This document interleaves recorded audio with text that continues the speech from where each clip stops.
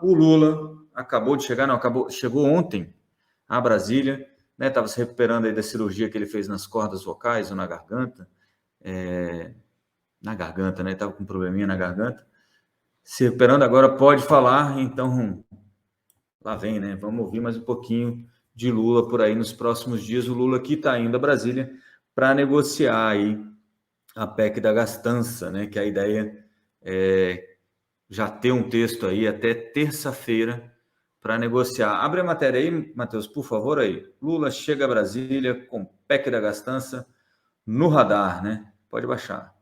O Lula desembarcou em Brasília na noite de ontem, né, domingo, para atuar nas discussões em torno da transição de governo e tentar destravar as negociações envolvendo a PEC da gastança. Só lembrando aí, a Gleisi Hoffmann, presidente do PT, acha que a PEC não está andando porque a articulação está ruim, o Lula não estava lá e isso atrapalhou um pouquinho essa articulação, tá?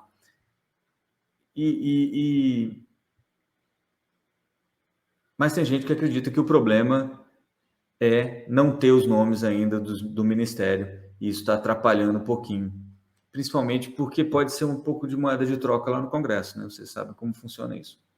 Bom, o presidente chegou acompanhado da Janja, futura primeira-dama, e Fernando Haddad, que continuam aí nessa história de que ele é cotado para assumir o Ministério da Fazenda no novo governo. A gente já vai falar dele, teve essa experiência diferente aí com a Febraban. Nas últimas 2 semanas, o Lula participou da COP27 no Egito, foi para Portugal, passou alguns dias em São Paulo, onde fez uma cirurgia para retirar uma lesão na laringe.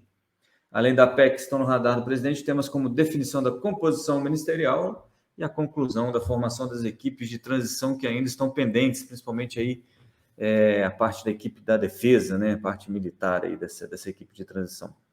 E o Lula deve ficar ali no CCBB, que é o lugar onde ficam as equipes de transição tradicionalmente, tá? Vamos falar um pouquinho sobre o Haddad, né?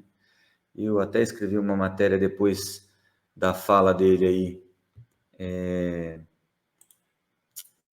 no evento da Febraban, né? No almoço de fim de ano da Febraban, e o Haddad, e aí foi mais ou menos isso. Quem assistiu o nosso Morning na segunda-feira, eu falei que isso poderia mexer com o mercado e realmente acabou mexendo um pouquinho de forma negativa, porque na verdade o Haddad falou, mas não disse muita coisa, né? Engraçado, ele foi como porta-voz, engraçado no sentido de curioso, ele foi como porta-voz do presidente Lula e, obviamente, não tem a eloquência do presidente Lula, mas falou o que falou, né? Vou ler isso aí já, mas o Alckmin repetiu quase as mesmas coisas no sábado em um outro evento. Então você vê que tem um alinhamento aí de discurso, isso não está saindo da cabeça de ninguém mesmo, assim, da cabeça de cada um, e sim, existe um concerto, né, uma concertação aí em torno disso. Pode colocar na tela maior aí valeu. O Haddad, e aí foi o seguinte, pode baixar, por favor. Já passou aqui, ó. Bom, aí, durante os 29 minutos em que se apresentou os dirigentes bancários, Haddad repetiu alguns chavões de campanha, e aí falou sobre reforma tributária, que vai ser uma prioridade total, e depois falou sobre educação, e aí falou... E aí ficou nesse negócio meio... Como é que a gente fala? Meio generalista, né? E isso acabou passando uma ideia para o mercado de que, poxa, se esse for o nosso ministro da Fazenda, vai ser um pouco complicado de discutir a situação, né? E pode baixar um pouquinho aí, Matheus, só mais esse finalzinho. Isso, ele acaba com quase o finalzinho da fala dele, ele fala: quero crer que o presidente está com uma agenda pronta na cabeça para começar 1º de janeiro com uma boa equipe. É claro que pode ter sido só um jeito de falar, né? Mas é chato você ouvir do cara, que é o cara que atualmente se diz mais próximo ao presidente eleito Lula, dizer que ele quer crer que o presidente tem uma agenda pronta na cabeça. Talvez porque ele tivesse sem poder falar muito, né, em função da operação, mas isso acabou atrapalhando, a Bolsa caiu aí mais de 2% nesse dia, e os juros que estavam fechando acabaram abrindo. E aí, falando de juros, vamos aqui para a nossa curva de juros. Essa aqui é a curva agora, nesse momento, aliás, 9,56, isso, a curva de agora, essa curva verde aí, e a curva de sexta-feira pré-eleição, tá? Para vocês entenderem a diferença que fez todo esse movimento ou essa falta de clareza da equipe de transição com os juros brasileiros, né? Juros mais caros tornam a vida mais cara, e a vida mais cara é menos conforto para todo mundo, menos investimento. É óbvio que isso parece ser, até na conversa que a gente teve na semana passada com o Fabiano Zimmermann da Asa Investments, sobre renda fixa, parece ser um pouco de estresse mesmo no mercado, um pouco de uma super reação, né? Mas o fato é que a gente saiu aqui, ó, de níveis para 2 anos, por exemplo, a 11,82 o juro para 13,90, né? Isso parece pouco, mas não é. Então, em 2 anos, você vai pagar aí quase 2% a mais, 2 pontos percentuais a mais de juros em função dessa falta de tato, talvez, né? Se a gente pudesse dizer, do governo com o mercado financeiro ou com os operadores econômicos, com os agentes econômicos, para trazer um pouco mais de clareza no que ele está pensando e deixar o pessoal um pouquinho menos receoso, né? Só para a gente ter uma ideia que vermelhinho tudo aqui quer dizer que a curva de juros agora está fechando no dia de hoje, aí esperando essa negociação da PEC, da gastança, a PEC que deve garantir aí o reajuste de 400 para 600 reais do Auxílio Família, né, do Bolsa Família, do Auxílio Brasil, aí você vê, já fiz um terceiro nome, do Bolsa Família, do Auxílio Brasil, e também deve garantir aí os 160 reais por criança acima ou abaixo de 6 anos, né? Então, a família que tem crianças abaixo de 6 anos ganha mais 150 por criança. Então, isso é mais ou menos o que está sendo, o que está acontecendo no mercado de renda fixa agora, e é o que deve ser a boa parte do movimento do dia, garantindo aí que você tem Jogo do Brasil no meio da tarde, então as coisas devem ficar um pouco paradas durante o jogo. Talvez você tenha movimentos mais fortes, mas aí em função de baixa liquidez. Por que isso, só para deixar vocês mais, para deixar mais claro aí para vocês, por que isso afeta a liquidez, né? Isso afeta a liquidez porque, por que isso afeta a volatilidade? Porque se eu tenho poucas pessoas fazendo negócio, eu tenho margens maiores de negociação aqui, né? Só tem eu e um de vocês aqui fazendo negócio, você vai ter que aceitar, se você precisa vender, você vai ter que aceitar o preço que eu estou disposto a pagar e provavelmente vou forçar a barra para conseguir pagar mais barato, ou você, se eu quero comprar de qualquer maneira, vai forçar a barra para vender mais caro. E aí, toda vez que tem um negócio, você reajusta o preço, porque o que fica marcado lá é o último negócio, tá? Então, quando tem menos gente no mercado, isso acontece. Então, quanto mais gente no mercado, melhor para todo mundo, você tem menos oscilação, a não ser que estejam todos indo para o mesmo lado, obviamente. Muito bem, vamos falar um pouquinho sobre a agenda econômica. Vou até colocar aqui, ó. Acho que já está até aqui. Não sei se vocês conseguem ver direitinho aí. Pode, acho que tem que ampliar aí. Fica difícil de ler, eu acho. Mas, assim, o que a gente tem nessa semana de agenda econômica, deixa eu ver se consigo dar uma aumentadinha aqui.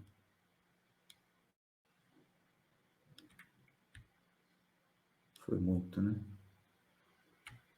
Pronto. De agenda econômica essa semana, taxa de inadimplência aqui, ó, saiu o dado de taxa de inadimplência, 5,9% é a maior taxa de inadimplência, até tinha colocado isso num gráfico aqui, ó, é a maior taxa de inadimplência desde 2017. Tá? O que é considerado inadimplência? Dívidas que estão sem pagamento a mais de 90 dias. Tá? Então, é a maior, e é natural, tá, gente? É natural, é ruim, mas é natural. Você tem condições econômicas um pouco mais restritivas, você tem juro alto há mais tempo, e agora que a gente deve começar a sentir um pouco mais desse freio mais brusco dos juros, desse ciclo de alta de juros que o Banco Central veio levando aí até alguns meses atrás, né? A expectativa era de que a gente teria, muito em função disso, né? Você começa a frear demais a economia, a inflação cai, e aí você tem espaço para diminuir os juros, e os juros, a gente brinca que sobe de elevador, mas sobe de escada, mas desce de elevador, né? Desce rápido. Mas depois esse tumulto aí que a gente teve com a falta da equipe econômica e essas conversas sobre gastos ilimitados aí, porque uma das discussões da PEC da gastança, não falei ali, mas vocês já me ouviram falar aqui, uma das discussões é qual é o limite de tempo, né? Então, se o Congresso conseguir limitar isso, é algo que o mercado deve ver com bons olhos, tá? Tanto colocar para 1 ano, para 4 anos, ou as duas coisas, né? Baixar também o volume de dinheiro que vai estar sendo considerado aí no extrateto, tá? Mas é isso, eu estava mostrando para vocês um pouquinho de como está a inadimplência para dívidas acima de 90 dias, que é um dado que saiu agora de manhã.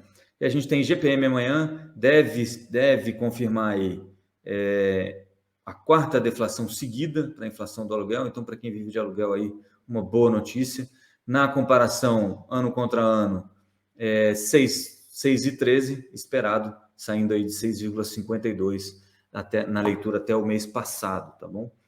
Na quarta-feira, a gente tem taxa de desemprego, que é um número também que pode ter um pouco mais de relevância, mas deve ficar um pouco estável aí, taxa de desemprego pelo PNAD, em 8,6 o esperado, 8,7 era a leitura do mês anterior. Na quinta-feira tem o PIB deve desacelerar aí na comparação trimestre com trimestre, mas continua, sobe um pouco aí na comparação do terceiro trimestre do ano passado contra o terceiro trimestre deste ano, subindo aí para 3,7%, tá? E no acumulado de 12 meses ficando estável, próximo de 2,6%.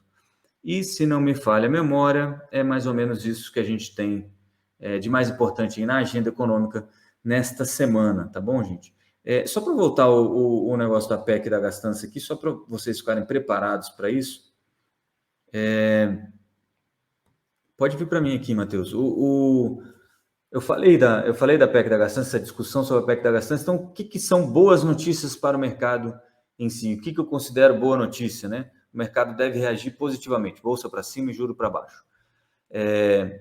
Uma PEC que seja menor que 200 bilhões já é uma boa notícia. Quanto mais próximo de 100 bilhões extra-teto, melhor. E limite para essa medida de gasto fora do teto, tá?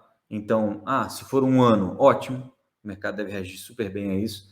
E 4 anos, ok. Se deixar ilimitado aí vocês, porque existe já essa pressão aí sobre os ativos, mas ela ainda não precifica totalmente o evento, sabe? Aquela coisa de 99% de chance para 100%, essa diferença, esse 1% aqui é um monte de coisa, né? É diferente de 98% para 99%, né? Não, eu acho que tem 98% de ser 120 bilhões de reais fora do teto de gastos. Ok. Na semana seguinte eu acho que tem 99%. Ok, também. 100% muda tudo, né? Porque aí é certeza. Então, se for 120, que é mais ou menos o que o pessoal tem falado, aí 120, 130, o mercado está mais ou menos preparado para isso. Deve dar uma melhoradinha aí na margem, principalmente na parte dos juros. E se vier um limite para 1 ano, seria o ideal, né? Eu já falei aqui, alguém me perguntou outro dia se eu acho que essa PEC da gastança vai fazer diferença, se vai conseguir ser aprovada durante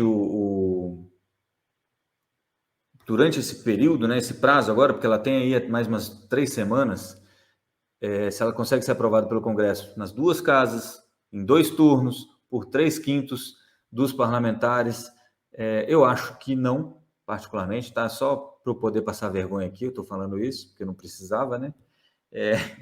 Eu acho que não, eu acho que acaba que o PT deve estar pensando da seguinte maneira, né? Eu estaria pensando da seguinte maneira.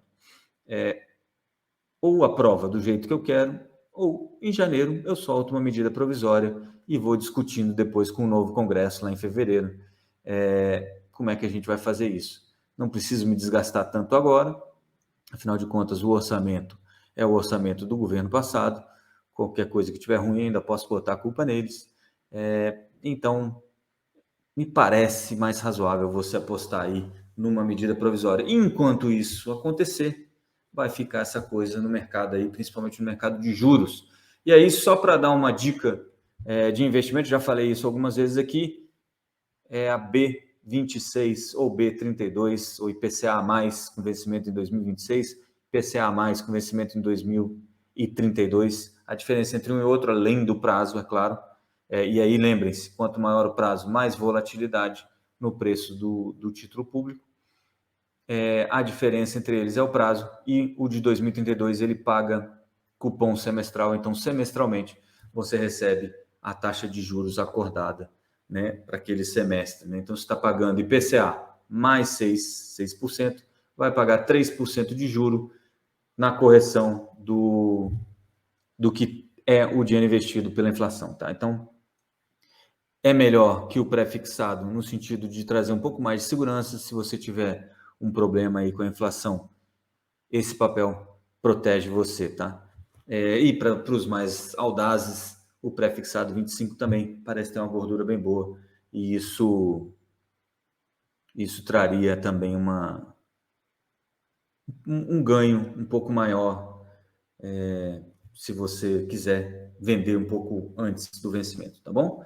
A gente eu quero começar a trazer isso com mais frequência aqui, para vocês conseguirem entender onde é que estão aparecendo algumas oportunidades em função de tudo isso que a gente conversa aqui, tá? Então, trago um pouquinho do noticiário, ver se eu trago um convidado toda semana, para vocês verem que não são vozes na minha cabeça, e também trazer, até alguém me cobrava aqui sobre FII, vamos falar sobre FII também, e aí já posso adiantar aqui, FIIs de fundos imobiliários de investimento, né? FIIs dos chamados FIIs de papel tendem a recuperar um rendimento razoável aí com IPCA e juros mais altos, tá bom? E você está tendo já alguns reflexos aí desse juro mais alto no mercado imobiliário, e isso pode trazer um pouquinho do papel de tijolo, do FII de tijolo um pouquinho mais para baixo que o de papel, mas o ideal é que você tenha uma mescla aí na sua carteira, tá? A gente vai falar sobre isso mais para frente, que eu prometi aqui, eu estou devendo, um de vocês aqui, eu não lembro mais quem foi, mas estou devendo aqui falar de FII, e agora estou devendo falar de frigoríficos também, para o nosso caro Otílio. A Rosélia aqui está dizendo, por que não pensam numa MP? É exatamente isso, eu acho que a MP facilita para o governo, e eu acho que é mais fácil de aprovar, e aí você tem 120 dias para negociar com o Congresso sobre o que vai substituir o arcabouço fiscal, né? o teto de gastos, como é que isso vai ser feito, e você já está negociando com quem vai te acompanhar nos próximos 4 anos, pelo menos. Né? Então, parece mais inteligente politicamente do que você forçar muito a barra com essa PEC. Ou vai do jeito que eu quero, né? nessa proposta, ou não vai, né? Deixa para lá e eu faço via medida provisória. Estou falando, né, se eu estivesse neste cargo, obviamente não tenho nenhuma, pelo menos por enquanto, né, vai que as coisas sempre podem mudar, nenhuma pretensão, né, de ser o comandante em chefe de Sucupira.